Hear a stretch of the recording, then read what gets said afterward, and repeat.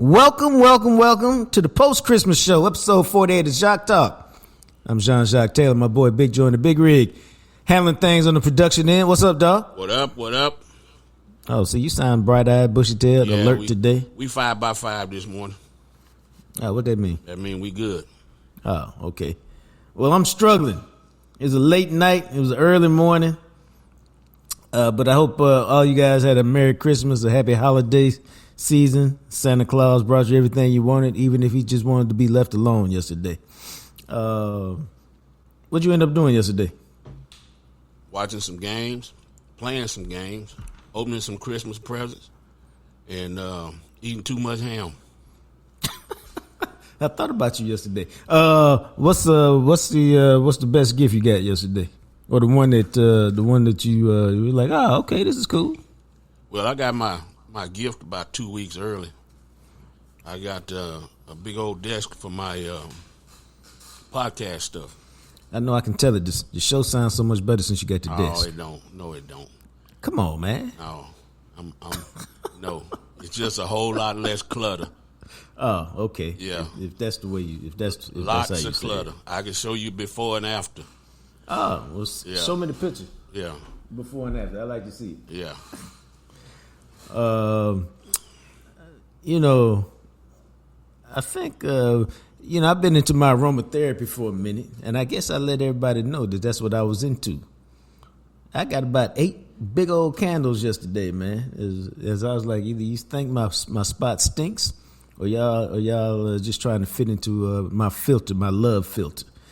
So that was cool. But man, when you get to be my age, your age. I'm sorry. I'm only speaking for me. I'm sorry. I tried to kill my mic so I wouldn't comment on none of that. Why, dog? What the hell is a love filter? I'm not trying to take no exit ramp or nothing, but I mean, we just this is a relaxed show today because here's the deal. When I was on radio, and let me hip y'all to the game. And this is not breaking news. This is just something interesting for y'all to file away. During the holiday season, you probably notice your favorite radio hosts don't do the show. They take off. Whether it's sports or some other shows, but I know specifically about sports shows. If you're in Dallas and you listen to The Ticket, all those guys, the Musers, the Hardline, Matt and Donnie, they've all taken off for the last week or two, and they'll take this week off for 2 reasons.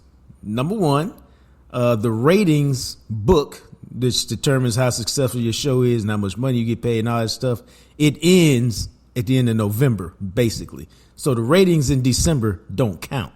So ain't nobody trying to work when the ratings don't count. All right. And number 2, most people take off in December, Christmas, holidays. A lot of people take the last 2 weeks of the month off. And so because of that, I just had an old man moment of what I was going to say. Yeah, me too. And I'm not, and I'm not afraid to tell y'all. You driving me away from my point. I don't even know what the hell I asked you now.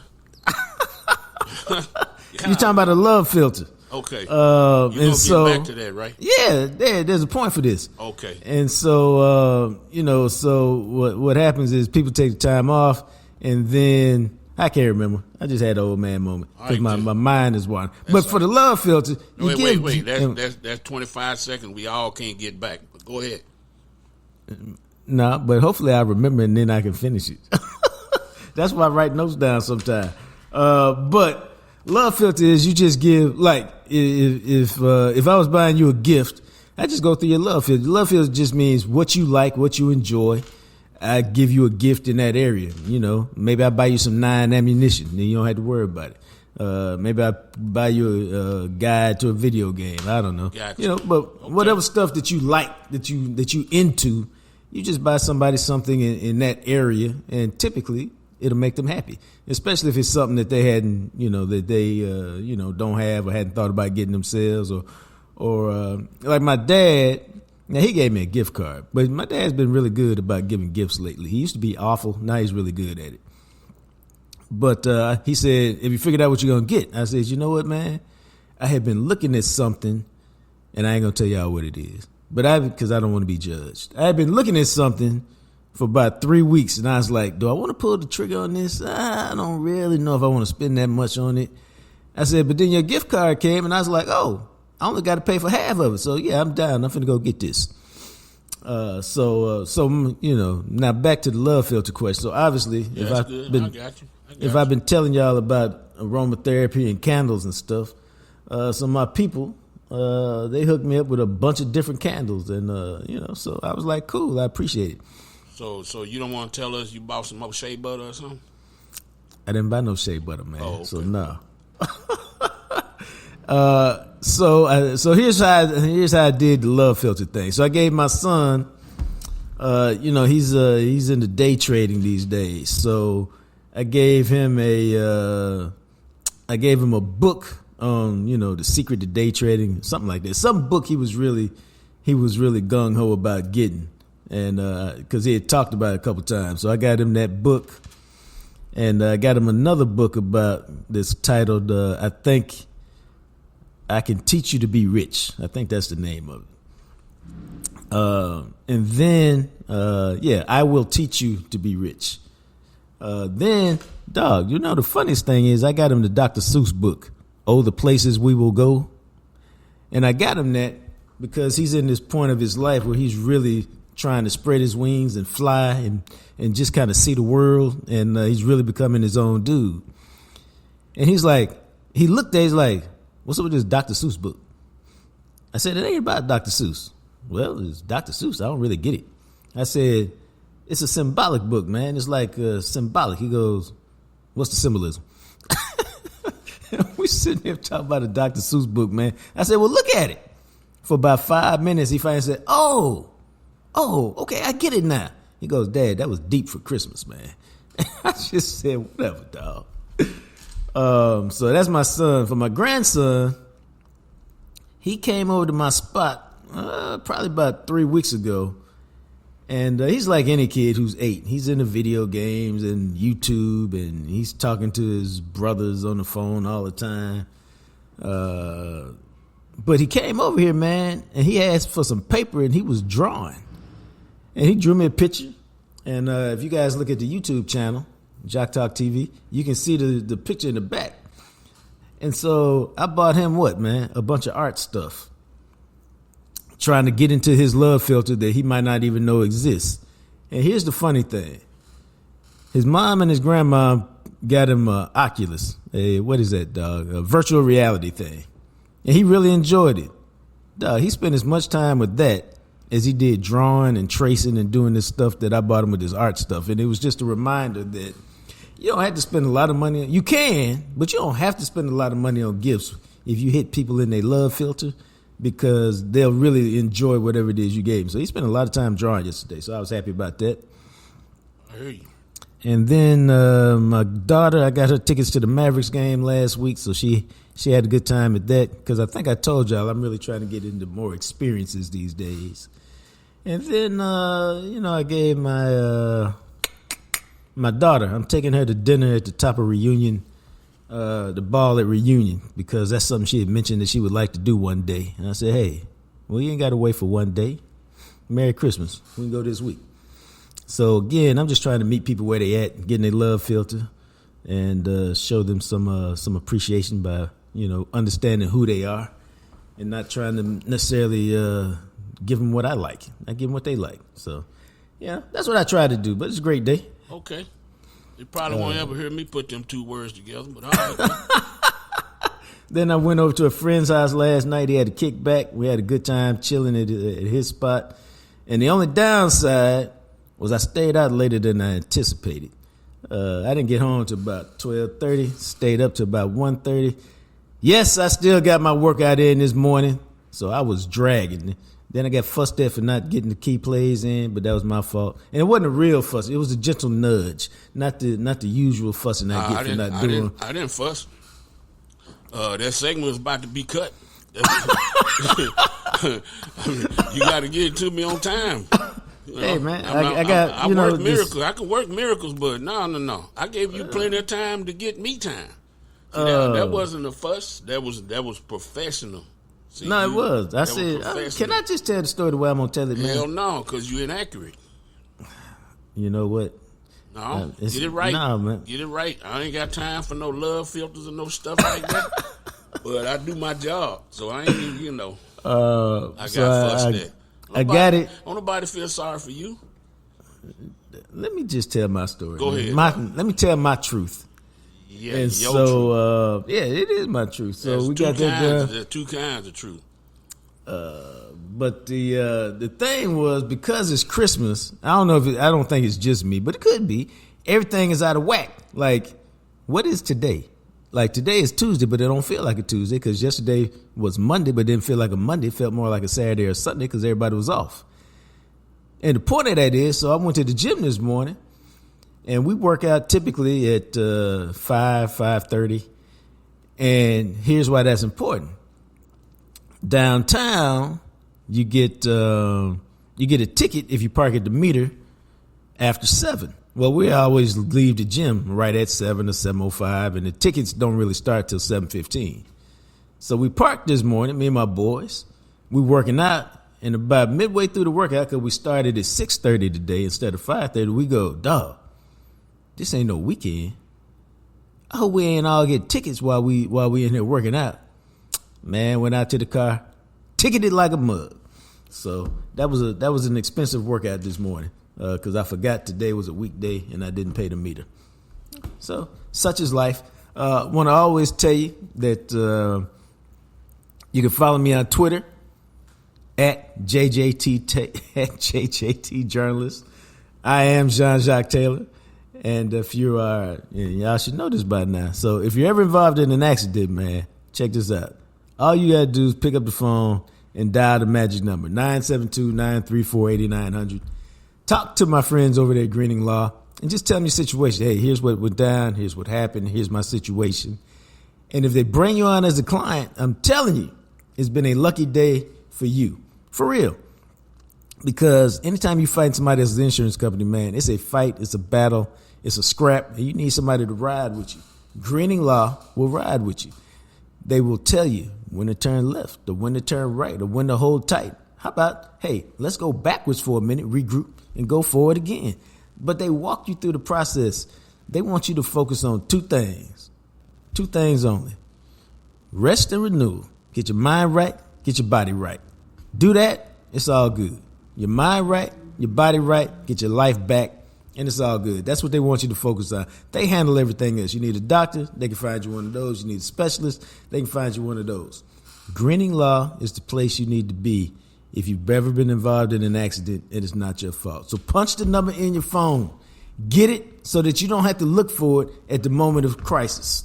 972-934-8900. That's the number. Give them a call. Let them work it out for you. Now, your Cowboys, 22-20 losers to the Miami Dolphins. Seemed like a long time ago, but it was just the other day. Let's talk to my boy Todd Archer. Sponsored, presented, brought to you by my good friends at Smokey John's Barbecue. What you doing this week, Doc?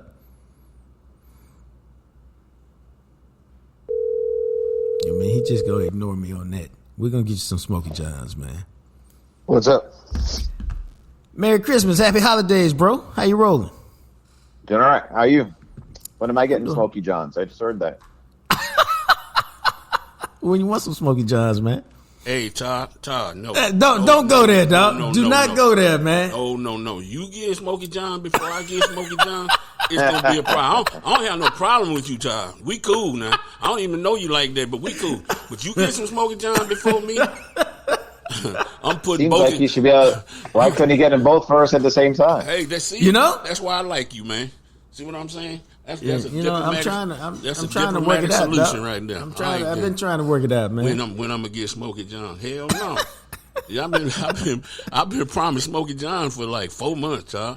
We've been trying to get your schedule right. That's the only problem. Hell no. It take a helicopter ride to get to you. I'm easy. You don't like to travel, and so it's just trying to match up the dates, man. That's all. And I see Todd at least twice a week, so it'll be a little bit easier. That's all I'm saying.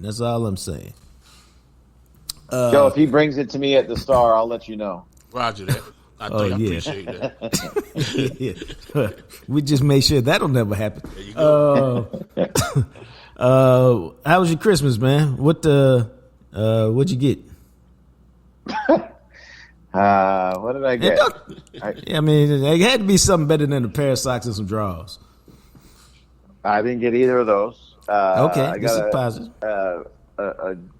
A Jordan hoodie that I wanted, so that was good. I got some golf balls that I'll eventually need to play. I got a nice sweater from my daughter and a hat from Ireland that she just got back from there from the study abroad program. Right. Cool. Right. I got an Arkansas hat from my other daughter who will be going to Arkansas next year. So yeah, it was a good Christmas. All right, good. Glad to hear that. They gave you gifts to your love filter with the golf balls. Well, that was like the Secret Santa family thing. So I knew I was getting that. Oh, all right, good. Well, as long as everybody was happy, this is good. Your Dallas Cowboys. What do we make of their game against Miami? Because I'm still conflicted. This is who they are, man. They've done the same thing this year that they've done in these past years. They're just good enough to be okay. Are they good enough to win it all? Doesn't look like it. No. You can change out the play caller. You can add a couple players, all that stuff, and it's the same stuff, man. This is what's different, and what gives you any hope that when they go to the playoffs, okay, yeah, they can win at Tampa, they could win at New Orleans or Atlanta, whoever wins the South, they can win there, sure, no question. Even with San Francisco's loss last night to Baltimore, do you think, the Cowboys could do that to them? I don't think you do. Now, second round, you go to Philadelphia. I think you probably have a better belief that you're going to win there. And or you go to Detroit in the second round, and if you beat Detroit this week, then you'd have some confidence. And I kept coming back, like, they're not far off from being one of the best teams going. Right. But that last step is a mile and a half, man. Like, it's the hardest step to take. And they've not taken it. So how can you predict that they will take it until they do it? No, that's good. That's fair, I think. Jacques, we've been saying this crap for the last how many years? 15? Yeah, I mean, sometimes, what do they say? Every interception has its story. Every lost season has its story about why they didn't realize expectations or meet expectations or, didn't get it done. And, typically when Todd and I talk about it, we're talking about 07 and 14 and 16 when they really had, teams that we thought were capable of doing some damage and getting at least to the championship game and maybe to the Super Bowl. They've had some other really good teams that weren't quite that good. But, man, I feel what you're saying. I think their problem, I don't even want to call it a problem. Like the other day, they do this epic drive. They finally get it in. Dak takes them. Great throw to Brandon Cooks. Cooks makes a great catch. It's contested.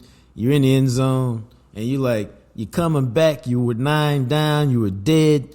You're back. You got the lead. It's 3:27 left. Now your defense has got to do what the offense just did, which is shut them down. And they can't make a play. And that's kind of the story of that's probably what the story of the Cowboys are since we've been covering them for almost 20 years together in some way, shape, or form. Ultimately, it comes down they're just not good enough. Yeah, because you can't get that guy to. Yeah, we say it all the time. I tell my son this all the time while we're watching the game. Anybody got to go make a play. So Cooks and Dak made a play, but it's a team game. So somebody on the defense had to make a play. And they just couldn't. And so that's why. The first play of the drive is a face mask, a 15-yard penalty. We talk about penalties for this team forever. And this isn't people get on McCarthy about the penalties. Well, we got on Garrett about the penalties. You got on Wade Phillips about the penalties. They still have penalties when Parcells was the coach. Eventually, this is what they are and who they are and maybe who the refs perceive them to be. But enough complaining about the refs. They don't need to be sitting there bitching in the locker room after a 2-point loss about the refs or a 30-point loss bitching about the refs. Yeah, they need to get Because over guess that, what? man. The Cowboys guys held the Dolphins guys too, and a flag wasn't called, or there was a PI or a illegal contact or whatever that wasn't called on the Dolphins guys too. So get over yourself. Yeah, there are big plays and the refs can impact games. I got it. But if you're going to worry more about them, then you've taken your eyes off of what matters most, and that's what's going on the field, not the dudes wearing the stripes. Right. Nah, I feel you on that, man. I think and I typically don't say this over the years. I think the officiating has been incredibly inconsistent and borderline poor this year. But I would say it's been poor for everybody. Like, I don't think anybody's getting favored. I just think it's bad all around. And so when you understand that, you just know in the course of a game, we're going to get a couple calls that are raggedy against us, and we're going to get a couple calls that are raggedy for us, and we just got to play through it either way. Well, look at Micah's roughing the passer penalty. I don't think it was a roughing the passer. I think he was well within his step or a step and a half when he hit Tua. I think the referee who threw the flag reacted to Tua's reaction of how he was hit. Right. I don't think it was a penalty. But guess what? I don't think the roughing the passer penalty on Dak from Christian Wilkins was a penalty either. Right. So balances out, man. See, like, and I'm not an even Steven kind of guy. I'm like, this is how it goes. But, I mean, bad calls are going to happen. Just like bad play calls are going to happen. Bad decisions are going to be made by players. That's just the breaks of the game. And they spend far too much time. And I'm going to ask McCarthy about this today at his press conference, whenever the heck we get him, and say, do you think you guys are too involved with the officials? They're like Luka. Like, just knock it off. Yeah, I can see that. Sorry, we can talk about something else. No, I love the passion. So if we look at the game, you know, let's talk about that first series, man, because that was interesting to me. Did you and I'm gonna go through them one by one with you. Did you think Brandon Cooks should have scored on the end of round? Yes. First. Yes. Okay. I haven't gone back and looked at it. Why didn't he score? Is that because he ran out of bounds instead of turning it up? Yeah, it looked, again, from the angle we had in the press box, we're at the other end of the field in the other end zone. And it looked like if he had the edge, that if he just kind of jumped or used his momentum, he would have gotten in the end zone. That's what it looked like. Is that exactly what happened? I mean, maybe not. I don't know. But the tack that he took, I wasn't buying it. And then on the next play, Tony Pollard should have scored. Yeah, like I thought when Dak flips the ball, I go, wow, that's a nice play call down there. Touchdown. And I go, how did he not score? He was walking. Right. He was walking. He thought it was a walk-in. I mean, and people, Ferguson should have put a better block on the guy. You're running downhill. The defender's running sideways. Your momentum should get you in the end zone. Punch that thing. So put your head down, put your shoulder down, Yep. and look, Zeke's speed might not have gotten to the edge the way Tony's would, but Zeke's power would have got him in the end zone. Right. And then on fourth down, why are they going to Lipke? Well, that's the question. Well, Hunter Lipke, who had 6 touches all year, gets 3 on that first drive. What's up with that? 4. What's up with that? I don't know. I mean, I think you're right. I think it was 2 short yardage and a pass. Right. You're breaking tendencies, maybe trying to think you're breaking a tendency that no one's going to think you're going to give the ball to him because you've not done it in that situation before. Yeah, or maybe he's a bigger guy, and you're trying to be a little more physical down there. My issue with it was this is a big game. This is a big moment. Dak is probably between practicing games, handed the ball off to Pollard, let's say 2,000 times. He's probably done it 700 or 800 times with Rico Dowdle. He's probably done it 50 times. It just seemed like it was an unnecessary risk. And now they would say, well, you know, I mean, it just seemed weird to me that he touched the ball so much on the first series of a big game. Yeah, that's weird to me as well. And that, you know, like I think someone on Twitter is like, why are they trying to be cute and giving the ball to Lipke? Like, how's a fullback dive cute? Right. Like, and where are we going? Like, you know, do I think there were times this year where they put, and they definitely did in the past with Zeke, where they put Dottle at fullback and Rico and Pollard on the eye, and they did the fullback dive that way. Like, I mean, yeah, that was I don't understand that call, but also they should have scored on the 2 previous plays. Yeah, that like was, in my mind, so that's a 10-point swing in a 2-point game. Because Miami goes and kicks a field goal after that. Now, I don't think they lost because of that, but I think it could have, because you get into the whole butterfly effect. But I think it does change the complexion of the game. Oh, but I think you're absolutely right. Who else knows what would have happened after that? No, but I mean, if we just go through a normal thought process, you've been getting your ass kicked all week after losing to Buffalo. You say you want to get aggressive, you want to play with the lead, so the coach does what he said. We win the toss this week, bump that. We taking the ball, we trying to set the tone. Then you go out on a great drive, 17 plays, 73 yards, 7 minutes. If you end it with a touchdown and go up 7-0, you feel great about yourself. And we know how football spins on momentum and belief and all of that. Yeah. I'm talking about just getting off to a good start and putting Miami like, damn, these fools came to play. I think the stat was they 6-0 when they score first or something like that. Look what they did on the second drive of the game.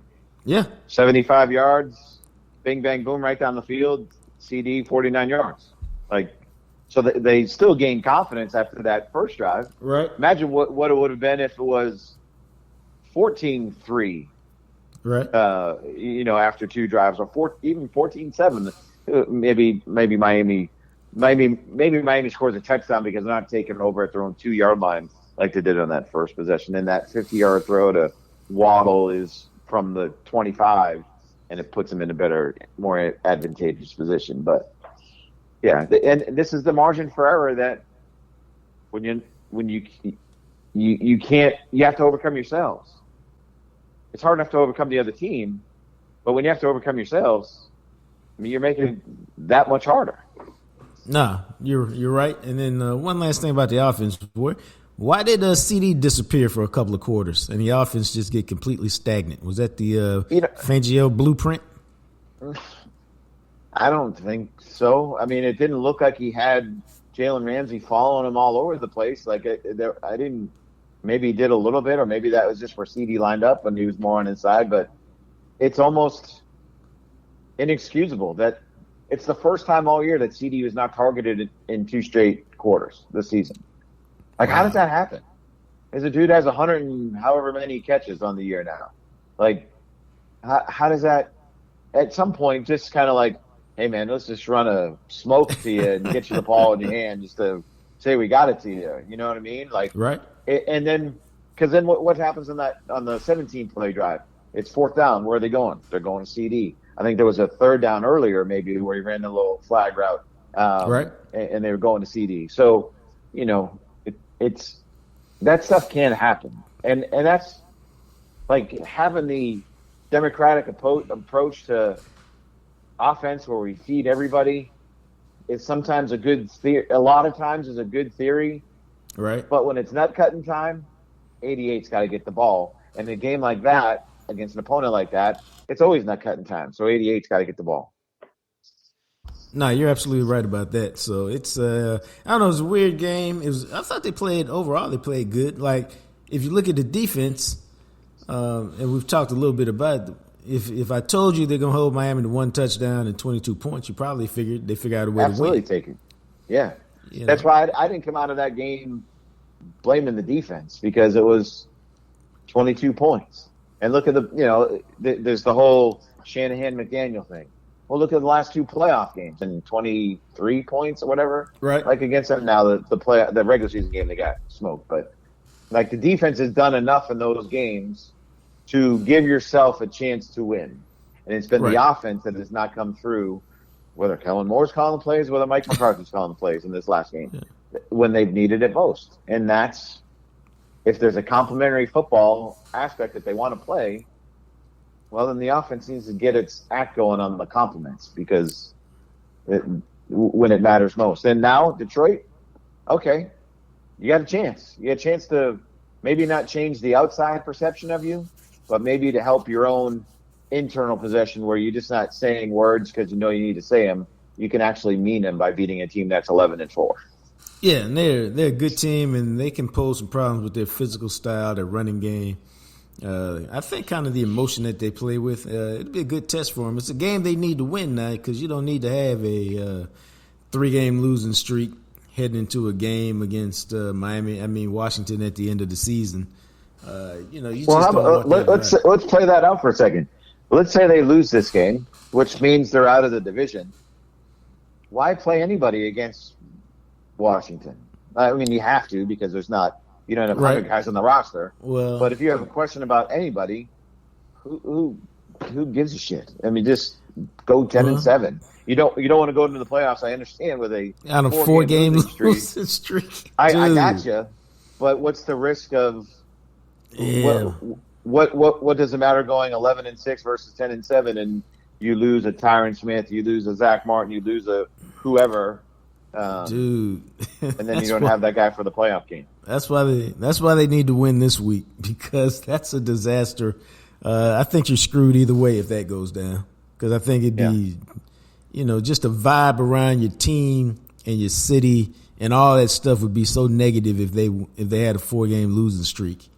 That it would, I think, it would be hard to overcome. And then let's take it one step negative further, and then we'll go back positive. Then you lose to Tampa Bay, which has won 6 in a row. Dude, McCarthy might get popped, even though it was like. Then you call him for then we got a coaching search possibly, right? Yeah, and we're like, wow, just 3 weeks ago everything was great, and now you've lost 5 in a row, and you're out of the playoffs in the wild card round. Yeah, so no, they need to win this week. Talk about the butterfly effect, dude. There'll be some urgency because if you imagine now, let's take it to the other step. Imagine if you blew out Detroit the way you've blown out a lot of teams at the crib this week. Everybody would be like, "Yo, see, we came close against Miami. We learned some things. We put it all together against Detroit. We're going to sit everybody down for Washington, and we're going to package this Detroit performance and bring it out against that NFC South champion, whoever it is." It's it's amazing how the vibe all changes with a win or a loss, bro. Especially this time of year. Like, dude. Again, like I was surprised in the locker room how not that they were upbeat but maybe that they just weren't so down and defeated, that there was a lot of, McCarthy was positive, Dak was positive. Maybe some of that's like, what do you expect them to say? I hear you. But it was almost like the Philadelphia game up there in November when they came out of that one thinking, if these 3 plays are an inch different, we win the game. And they're probably looking at the Miami one saying the same thing. Well, you know what I think is funny? And I don't know if we talked about this last week. Like last week, how good are the Dolphins? I don't know. How good are the Cowboys? I don't know. Now that the Dolphins beat the Cowboys, people are saying, "Oh, Dolphins finally beat a good team." Well, we just said we don't know if so if the Cowboys had beaten the Dolphins, would have been like, Cowboys finally beat a good team? Well, 3 days earlier, we didn't know if the Dolphins were any good. What do you think about this road thing? It's something. It's not nothing. And some of it just comes down to playing better, right? But yeah, what was the Parcells deal? Like, confidence comes from demonstrated ability or something like that. Yeah, confidence is born out of demonstrated ability. Yeah. Well, if you've not done it, yeah, right.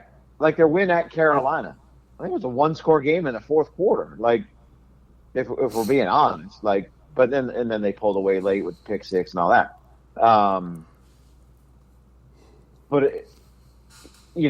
They're going to have to win on the road. The last time that the Cowboys won multiple road games in the same postseason, do you know when that was? Let me think. Okay. I'm probably going to say, and we're not going to say a Super Bowl because that's a neutral site. So move on from that one. I was thinking it's probably sometime in the mid-'70s. 1975. Boom. Yeah. the year the Taylor family moved to Dallas from Buffalo. How about that? Do you know how many times a Cowboys team has gone to a Super Bowl with a losing road record? Well, that sounds like, have they done it once? 0. Yeah. So they're fighting history here. Right. So that's why it matters. Like, I mean, yeah, okay, you can win at Tampa. Woohoo, big freaking deal. Like, you did that last year. Like, you know, but you're really going to go now. Can you win at Philly? I would think you'd feel better about them going to Philly than you would San Francisco. Yeah, some of it just depends on the matchup. You know, if they win their game, it depends on, you know, who they get in the next round and where they're playing and how they match up with them and how they feel about that matchup. Yeah. So it's you know, it's a lot going on. And I think, you know, I'm sorry, Detroit. I think, like, people are just kind of glossing this over. Like, Cowboys at home, they always win at home. They're going to score 40. Da da da da da. Well, Detroit's playing for something too because they're still in the fight for home field advantage, dude. And they're I thought they were bad. I thought they were bad out of away from home. They're 6-2. Hold on, I just looked that up a second ago. Maybe they're 5-2. No way. Yeah, they're 6-2. They won at San Francisco. You know, I mean, they're 7-2 indoors. Okay, they play in a dome too. Cowboys are 7-0. Have they played in another dome this year? I don't know. So this isn't an easy game by any stretch of the imagination to think, like, because the Cowboys have been, and Dak talked about that. It's like, it's not like you can sit back and lean on the fact that, hey, we're playing at home, we're going to win this thing. So at least Dak understands that and has a good way of, I know he's spreading that message throughout the locker room of how they can't just use their home field success as the reason why they're going to win this one. Because you don't think Dan Campbell wants to come back to Texas and win? Yeah. Aaron Glenn? My guy. What did you think of Dak's performance against Miami? I thought he was good, and probably better, a little bit better than good, but he wasn't at the level. He wasn't good enough. Kind of like the team. Like, you can't go 5 possessions and gain 9 yards, and that's not all on Dak. I got you. Some of that was McCarthy putting their backed up plan on him and saying he just had a bad plan for the players. But I thought there were times where Dak had people open and either double clutched it or didn't trust it and didn't see it as well. And maybe that's something that Fangio does. Right. Or Buffalo did the week before. It didn't look like he ripped it as much as he was ripping it when he was in that really, really hot streak. But he played well. There are going to be plays that he's going to want back, absolutely. But when you don't win, there's always going to be those 3 or 4 plays you didn't make that people are going to say as a quarterback. You have to make those if you want to be an MVP. Yeah, what do we make of Philadelphia? I say that because, you know, we always talk about the issues the Cowboys have. Other teams got issues too, man. Right. And they tried to give the Giants the game. I mean, that basically comes down to the Eagles converted a 3rd and 20. Bro. Like, a 3rd and 20. I'd love to know what the expected completion of that is through the course of a season and what, and all that. Like, so if they don't make that, it's 20-18 Eagles at that point. If they don't make it, they're punting the ball. Giants, they're feeling good. Tyrod Taylor's playing well. By the way, what lasted longer in New York? Tommy Cutlets or Linsanity? I think Linsanity might have lasted. I think it did. Linsanity, yeah. But the Eagles are. I mean, what have they fixed? You know, the way that they won against the Giants is the way that they were winning a good portion of their earlier games, where it was just unconvincing. To think that they're going to be a team that can put it all together when it matters most. I would agree with that. To me, they look like, and see, we've seen some Cowboys teams like this, over the years start strong and then seem to fade, and that fade just continues. Like I could see them winning one game, but I couldn't see them winning two in the playoffs as currently constructed. But here's because they went to the Super Bowl last year, they get a little bit of benefit of the doubt in that, right? Yeah. I mean, they were do. 10-1, so it wasn't. But their average margin of victory was what plus 13 or whatever stupid stat it was, right? So but the Cowboys don't have that history to fall back on, because all the Cowboys are gonna hear it's the same old Cowboys. The Eagles the fallback is, well, they got this Super Bowl pedigree. Whether they've shown that over an 18-week season or not, that's what people are that's the narrative around them. The narrative for the Cowboys is it's chaos and it's falling apart, and when's the next head coaching search? Yeah, that's pretty accurate. So yeah, man, it's going to be a wild look in the NFL. I think Baltimore showed something with their blowout win over San Francisco last night, that right now they got the title as best team in the league. I still think San Francisco is probably the second best team. I think. Well, is Trent Williams, how healthy was he going to be? If your quarterback has a stinger, that doesn't seem to be a positive as well. No. But so here's the deal about Baltimore. Man, they've won 5 in a row now, and they're looking really good. And if you pick the MVP today, it's probably Lamar, I would say, after last night. Well, they play Miami next week. Right. Like, okay, they lose that one. Like, every time we're ready to say this team is the best team, that team loses, or there's no one close, right? Yep. And then they close the year against the Steelers, who could be fighting for a playoff spot. So, and we know that rivalry, every game they seem to play is always like 17-14. It doesn't, whether it is, it isn't. That's what it always seems like. So they still got a tough little road to go here as well. And that's why I said, they seem to me right now to be the best team. I think Buffalo is making a move.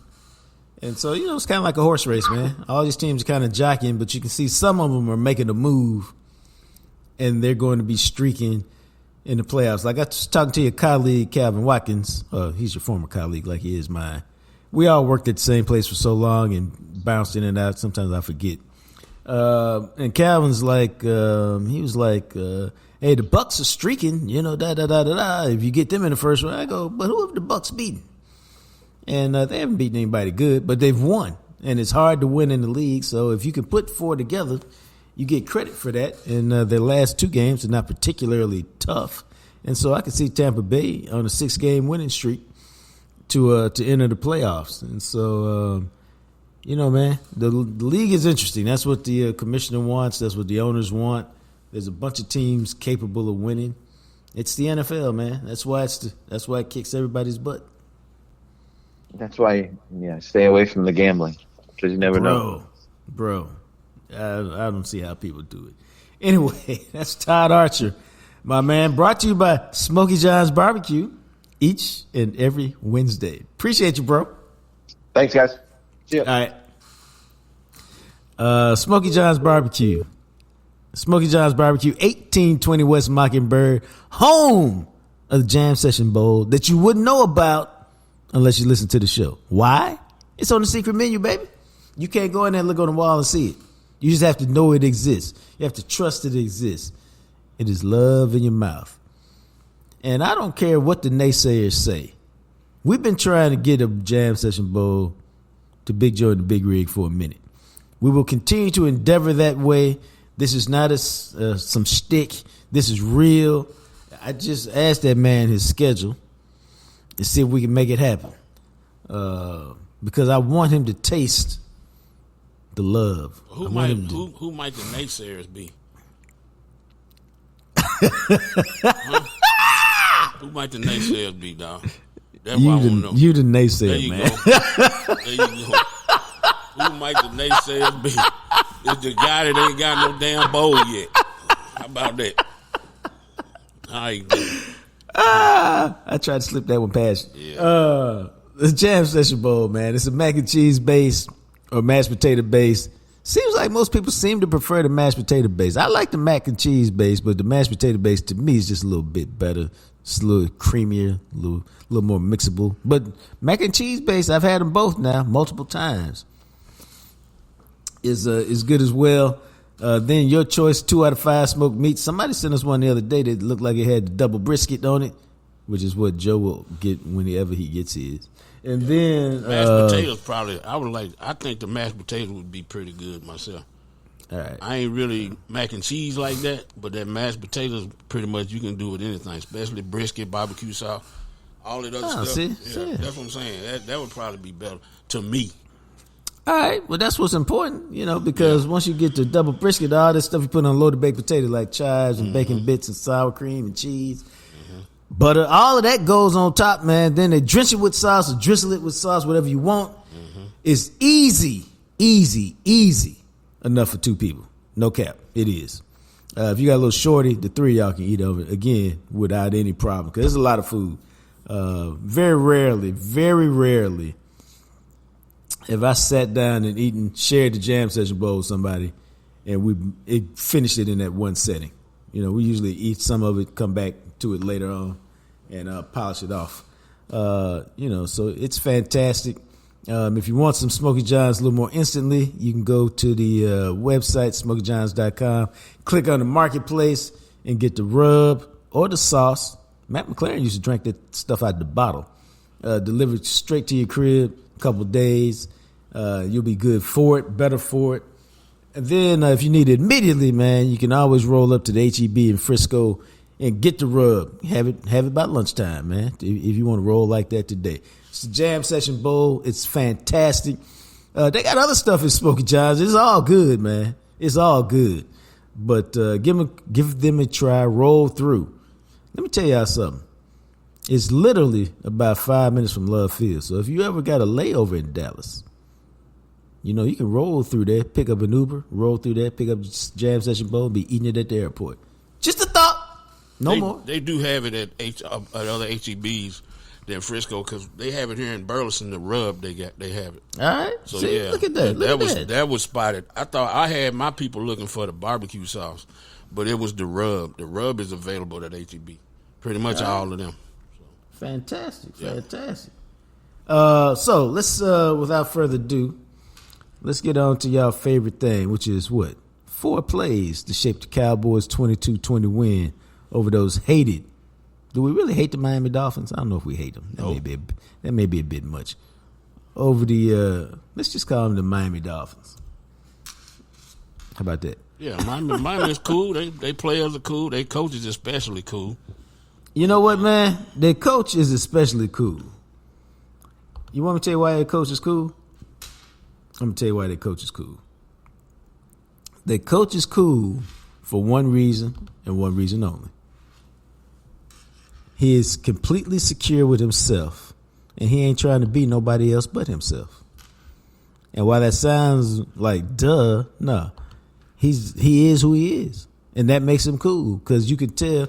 What other coach wear capri pants? Nobody. It's just him. He's just being himself, and it's a cool thing to watch because he's not trying to be anything other than Mike McDaniel, and that's cool to me. I don't know about the pants he wear, but I know that the best form of leadership is sincerity. Yeah. And when he speak. And it take him a while to lose that locker room when he's just saying, hey, this is what we doing, this is what we want to do. A lot of his post-game speeches, a lot of his press conferences, he just sound relaxed. He sound like he mean what he say. Yeah, it's authentic. Yeah, that goes a long way. Dude. In leadership. No, I believe you on that, man. For sure. Now, for those of you new to the show, 4 plays to shape the game.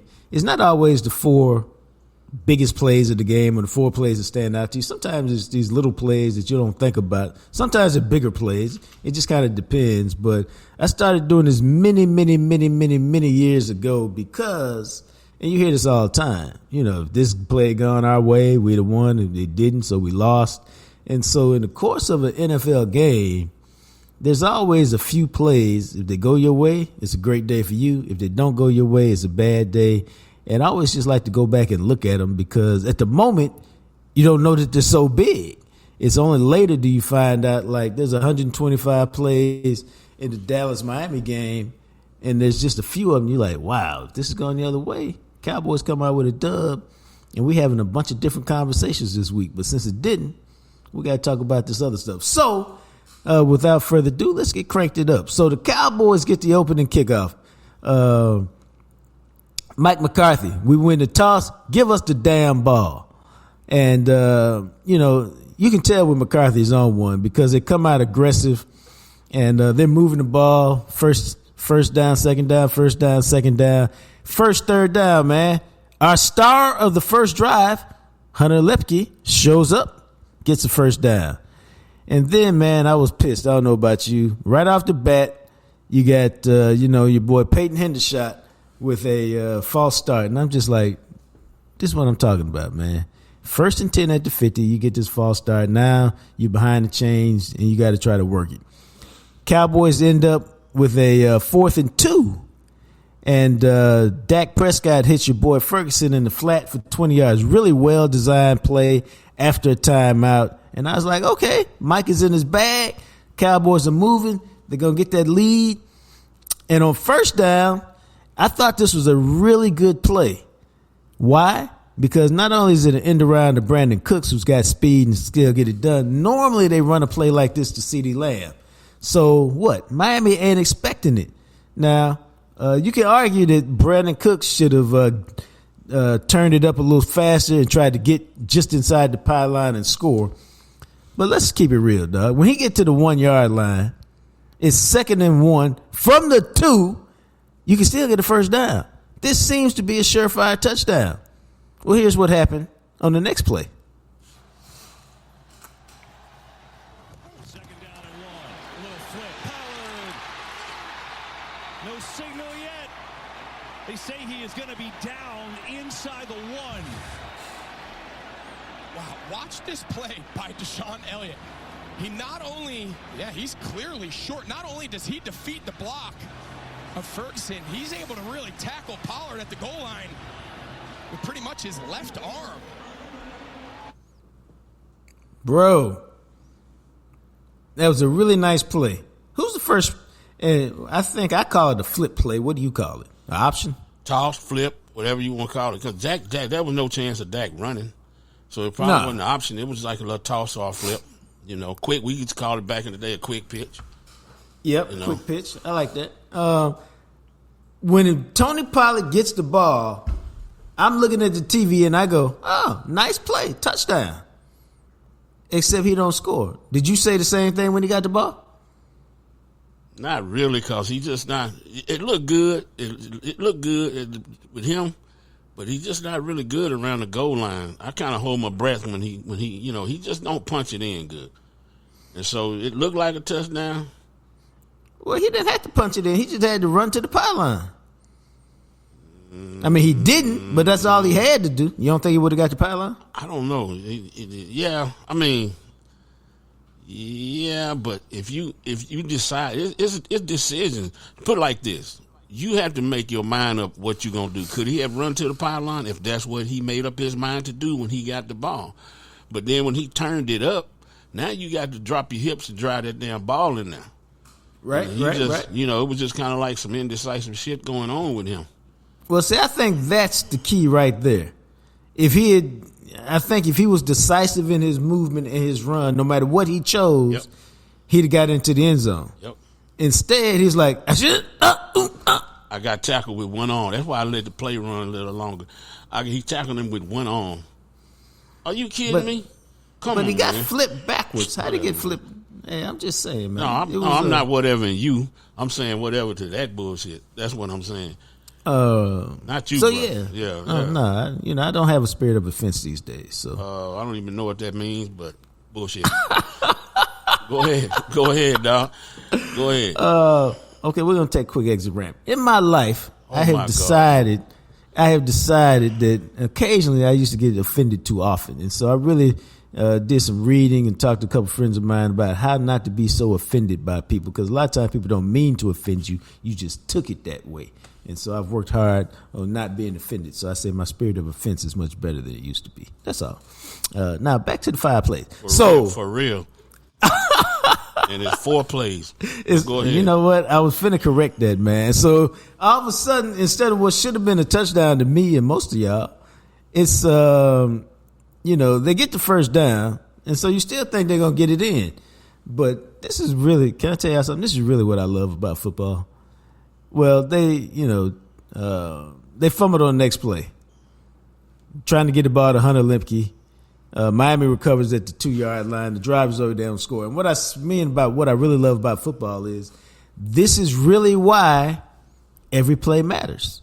It's really why you hustle on every play. It's really why you do what you can on every play, because it looks like they finna score, and they are going to score 99% of the time. This is the 1% they didn't. And that's why you play balls out every play, because you never know if this is going to be the one time that it doesn't work out the way it looks like it's going to work out. And I just enjoy that aspect of the game, because we've seen it happen a million times. It's just always good to be reminded about. That's why every play matters, and why you hustle and you do the best you can at every opportunity. That's what I like about it anyway. There's another play in here, man. Once the Dolphins take over, where on second down, Tua misses what should have been like a 92-yard touchdown pass to Tyreek Hill. Did he miss him, or did Tyreek lose the ball? Oh, well, yeah, you can say that. Yeah, I'm not disagreeing with you. Yeah, he was looking for it. Tua kind of threw it up, but Tyreek couldn't find it. If he'd have found it, it was off to the races, baby. And I was like, man, they came so close to that being 6. And so they end, and I was just like, that. Can you imagine that, dog? That's how you get blown out to me, which is you go all the way down to the 1, fumble, and they hit you with a 92-yard touchdown pass to take a 7-0 lead. You could be so shell-shocked from that by the time you recover. With this kind of team, it could be a wrap. But instead, the Dolphins get his 57-yard field goal, but that dude was on one, and take a 3-0 lead. And so, it was really interesting game, because I kept waiting for the Cowboys offense to perk back up. CeeDee Lamb's 49-yard touchdown gives them a 7-3 lead. That was a sensational play. Yes, indeed. What did you like most about it? Well, when he caught the ball, he just turned it up. He kept on running. Then it's like he could have stepped out of bounds. He could have just said, I got y'all.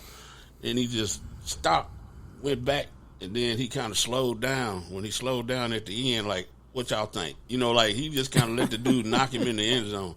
If anything, right. Number 88 got a lot of flair. Oh, no, he got that now. Yeah. He got that. That's like when he caught the touchdown against the Patriots and waved bye-bye to him, a couple of years ago. I think he got fined for that. But, yeah. Amazing play. Amazing play. Just when you forget how explosive he is, he show you. Right. Yeah. But they don't do anything else the rest of the first half, and they find themselves down 13-7 at halftime. Now, first drive of the third quarter is huge. Cowboys get a stop, and now they're in the game, because I was like, man, y'all give them a touchdown here and go down 20-7, and you have to start pressing the way the pass rush is getting after Dak. It might just get out of hand real quick. But still the Dolphins, they're not scoring touchdowns, but they keep adding to their lead. Yep. And so it's 16-7 third quarter, and now to me, the Cowboys are in the danger zone. Like, yo, what's up? You need to do something here, or it's going to be some sad singing and some slow walking off the field at the end of this game. And just at that cue, it's almost like Dak heard your boy. Or maybe McCarthy heard me. They finally started moving the ball a little bit. Jalen Tolbert, huge catch. 50-50 ball. That's what he there for. Yep. And he came down with that one. Big play. They get the ball down to the Miami 24. And again, you're like, oh, okay, they got to move. They're making a move. 2nd and 7, man. 3rd and 11. Dak back under pressure. And here's what happened. 3rd and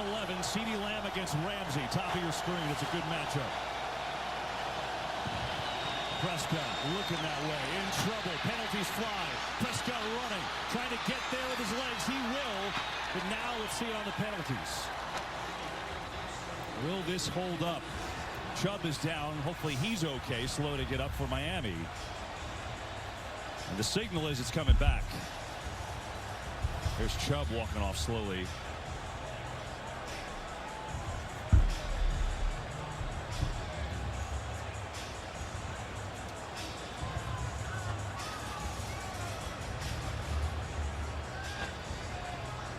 Illegal shift offense.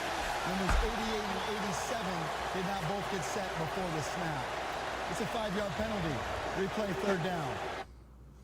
It's the details, man. It's the details. And we can call it, pity patty. But, when you're a team that gets penalized a lot, you just don't seem to catch a break on penalties. That's a huge play to me because, they ended up with a field goal, but there's a huge difference between 1st and 10 at the 11 and 3rd and 16 at the 30. Like, the odds of you converting 3rd and 16 is really small. Yeah. 1st and 10 at the 11, you got a chance to score a touchdown there, man. Get within 16, 14. It's a ball game. It's a tight game. Instead, it's 16-10, and while, you're still within the touchdown, you don't get that emotional boost from driving down to the key moment, scoring a touchdown, and really taking advantage of the momentum. So to me, it was a disappointment. And again, it's the fact that it didn't have to be like that. It's the penalties, man. And until they clean them up, if they can clean them up, it seems like they're just always going to be kind of haunted by it and trying to work through it. Yeah, I thought it was a BS call, but I agree with you 100%. When you get a lot of penalties, you known for doing stuff wrong, they going to call that stuff. Oh. Yeah, I agree with that 100%. But I thought it was a terrible call because there's no advantage to when CeeDee Lamb moves back. Yeah. To get on sides. And it was just like a split second when 87 took off for motion. And I was like, man, all of that stuff that Miami do, they, and you don't mean they don't move a little early, which really they don't. They just good at that stuff they do. But the Cowboys, right. The Cowboys don't shift that much and don't move around that much. I just thought it was a bad call. But like you say, you're gonna get it when you get a lot of penalties. So there's an exchange of field goals. It's 19-13 Miami. It's a really interesting game to me. And then we're still back at the same point. Like, is anybody on defense gonna make a play, man? And so what happens is it's 3rd and 3, and then Miami does that thing. They get a false start. It's 3rd and 8 at the Miami 27. Here's what happened.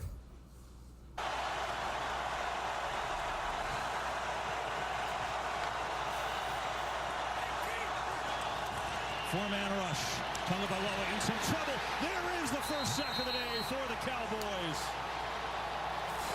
Boy, did they need that. Dorrance Armstrong got home first, had some help from Parsons, too. Yeah, that's why that 5 yards, KB, is so important. Now they have 5 true pass rushers on the field. They can take out the interior players and play with 4 defensive ends in this.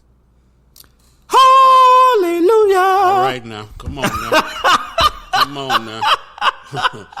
Can somebody make a play? Can somebody save my damn eardrum? That's what I want. Golly, really? Nah. Hey, I'm sorry, bro. So no tune carrying ass. That's just what it was, man. I was like, 3rd and 8. Wow, Parsons, Dorrance Armstrong, let's meet at your quarterback. Somebody made a play. Now your Dallas Cowboys got a chance to do something.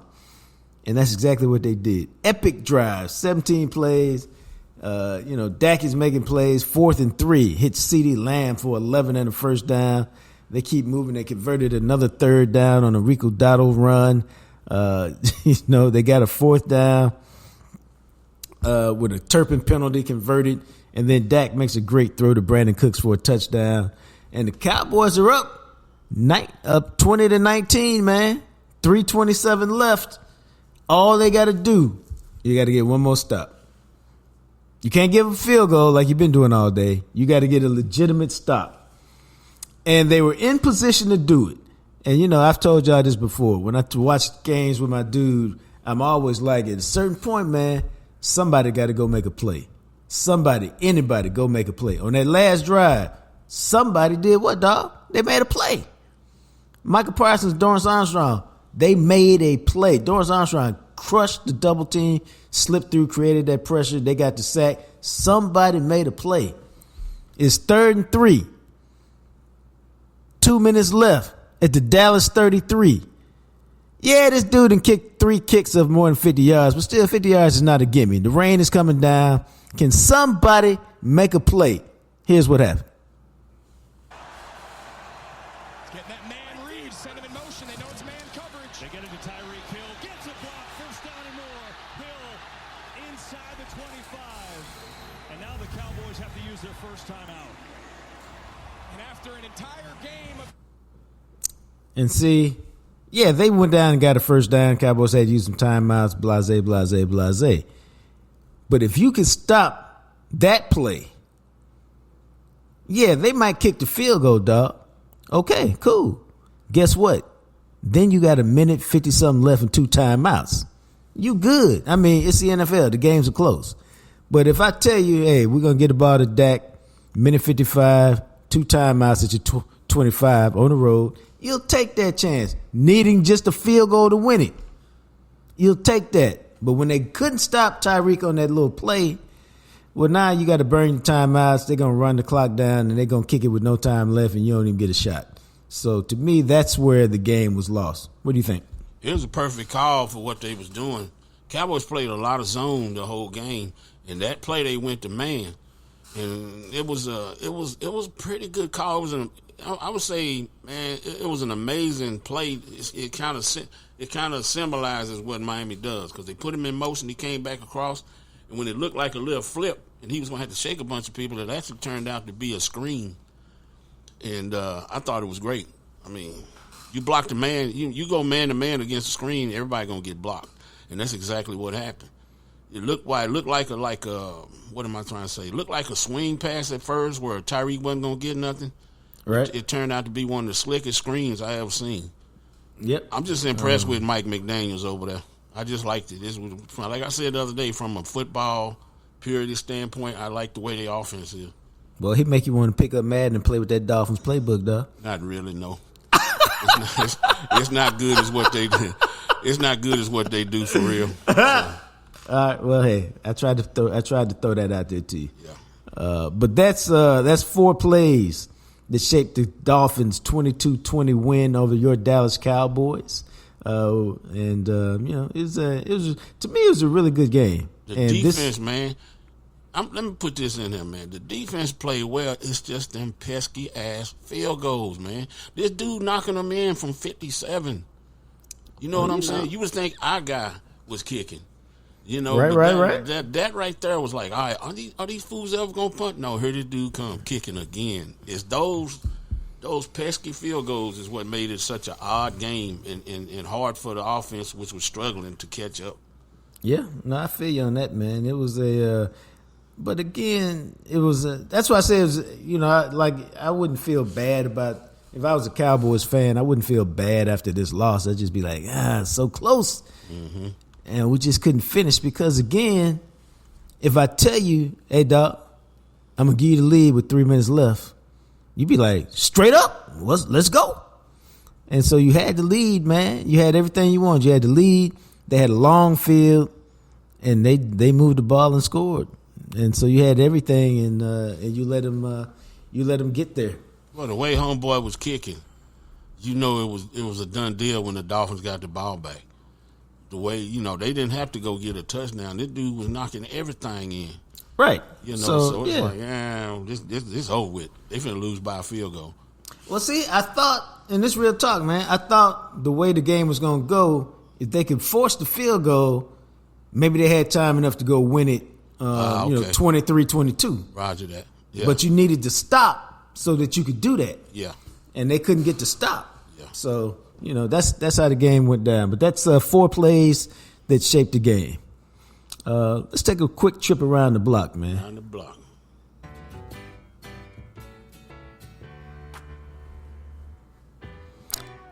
I spent a portion of Christmas hanging out with my family, playing board games. You like board games, though? Yeah. What's your board game of choice? It depends on what you're looking at, because Monopoly is good. And then when you talk about board games, do you include Uno in that? Yes. Okay, so I don't play Uno anymore, but I like to watch people play because it's a million rules. Kids can play, grown-ups can play. It's a million rules, and everybody got. I played a game. We had a family get together over here with my wife's cousins, and we played this game called Mafia, and it was pretty good. This is incredible. One of my workout partners told me this morning. He said you got to play this game called Mafia. Mm-hmm. He broke it down. So it's wild that I had never heard of that game before today, and twice in the last 4 hours somebody's told me it's a great game and you should play it. Yeah, it put pressure on people. If you're a really nice person, right? Put pressure on you because you gotta kill people. Yeah, I ain't had no problem with that. I killed my wife and her sister and my sister-in-law. That way they can be together. No, it's more stop. It was what you said about Uno is great, and it's true because I played Uno with my granddaughter that's 17 and my grandson who's 8, and it was just the three of us playing a couple games yesterday, and we had a good time because you're right, everybody can play. My grandson knew what was going on. He talking trash about reverse back to you, reverse back to you, Papa. Pull four. Yeah. I was like, boy, yeah. If I'm gonna snatch that little Christmas gift away from you, man. You keep on talking that trash. Little kids be talking. It's such a good family game called Little. I was gonna say that too. Little kids be talking trash. Like, man, who you talking to like that? Hey, man, why that boy look at me and call me bro one time? Yeah. Hey, dog, you can't call me bro. I'm sorry. Hey, man. But he was having a good time. We had a good time. Then we played some Family Feud. That was a good time. Trivial Pursuit. I like that too. I haven't played that in a long time. Yeah, it's been a while for me too. But I might be better at that now. Yeah. My boy was talking about he played Clue. And he said, you know what? I hadn't played Clue before. I'd heard about it, but hadn't played. I thought it was kind of dumb. I said, but I had a good time playing. I said, nah, man, Clue is a game make you think a little bit. And if you got more people and you got fewer cards to pass out, so you have to think more, it's an even better game. So, it was good to hang out with them for a little bit yesterday and just play some games and relax. And I like board games, man. I forgot that I do like them. It brings out a little competitiveness. Mm-hmm. But it's a competitiveness where everybody can get involved and everybody can play. You just got to find your lane and find. If you get a chance, you play Mafia. It's pretty good. What's a good? Now it seemed like now how many people did you have playing Mafia? The more the better. I want to say we probably had probably 10. Because my wife's niece is a boss for real. Because she was like, y'all get over here and play. We was trying to watch the game. Y'all get over here and play. And she was explaining stuff. I was acting a fool. I said, hey, you promising something good. This better be good.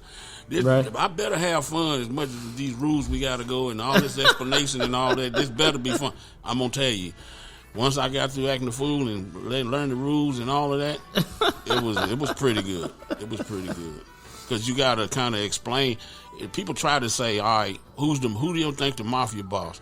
And somebody picked me and say, Joe, we think you the mafia. I said, nah, man. Well, you got to explain why. So are you just making this up? You making up your own backstory? Oh, hell yeah. I was okay. Like, that's the whole key. No. You don't have to make up your back. You don't. I just say, hey, I'm a nice person. I help old people. I've been married for 32 years. Why would you think? Hell, somebody killed my wife. Why would I do that? And somebody killed my sister-in-law. I love them. It was me that done it, but I was lying my ass off. And then, once they figured it all out, they said, why would you kill her? I said, that's why y'all could be together. How about it? So it's pretty good. Matter of fact, the way he was explaining, I said, dog, I said, you need to just have a mafia party and just invite 10 or 12 people over to your crib and just have a party. We're finna play Mafia. I said, if you think it's a good game, it's a fun game, it's a good experience, let's why don't you do that? So anyway. Yeah, it's fun. Pretty fun. No, so I had a good time, man. It was it's good to it just kind of like I said, we played a lot of games while I was with them hanging out, and it was just rekindled my love for games. I used to love to play Sorry as a kid. Did you ever play Sorry? Yeah. And what happened was, I can't remember how this happened. Sorry has been a game out for 40, 50 years. It's a board game. You got cards, and you try to get them all into one little... I can't remember all the rules. But basically, the game changed a little bit because it used to be a game of luck and chance. And then somebody decided, what if we dealt all the cards, and then you could kind of control it a little bit, and then it got a little more ruthless. But it made me want to go pick. What happened is those experiences the other day made me want to go pick up a couple board games and be like, yo, we're playing board games today, whether you want to or not. Settle up around the table, let's go. Now, that being said, if your family's anything like mine and you guys out there, you can get all you people together on a Christmas because that's a holiday. After that, man, it's hard to lock people down for because everybody got things that they got to do and places they got to go and people they got to see. And so I was thinking about trying to get them together, maybe New Year's Eve during the day or a New Year's Day before everybody go back to school and their lives, just to hang out a little bit and play some board games, do a little bonding. What you think? Oh, yeah. It's all good, man. Before I let you go, I just got a text from my granddaughter,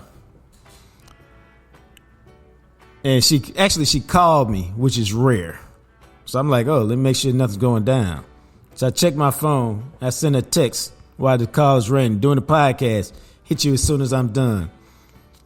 This is the text I received back. I believe you have my candle. I will need it to be returned. It's the peach Bellini candle. And I just go, I will look.